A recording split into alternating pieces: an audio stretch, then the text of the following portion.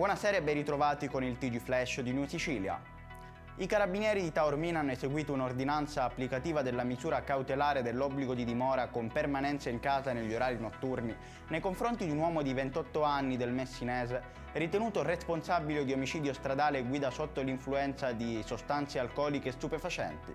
Il provvedimento si basa sulle risultanze acquisite dalla stazione carabinieri di Francavilla di Sicilia in seguito a un incidente stradale avvenuto il 15 gennaio di quest'anno nel quale un giovane di 23 anni ha perso la vita. Il reparto viabilità della Polizia Municipale di Catania ha condotto controlli sui conducenti di autoveicoli e motoveicoli a Piazza Stesicoro per contrastare le violazioni del codice della strada. Le verifiche sono state effettuate da 3 pattuglie in orario diurno, combinando 98 sanzioni per violazioni del codice della strada, 21 fermi e 8 sequestri amministrativi dei mezzi. La Corte di Cassazione ha confermato l'assoluzione in primo e secondo grado nei confronti di 4 nigeriani accusati di associazione a delinquere aggravata dal metodo mafioso ed estorsione in quanto presunti esponenti della mafia nigeriana.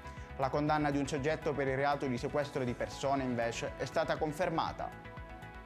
Il tempo domani, 23 febbraio 2022, è notevolmente cambiato rispetto alle scorse settimane, caratterizzate da forti venti e precipitazioni sparse su tutta l'isola.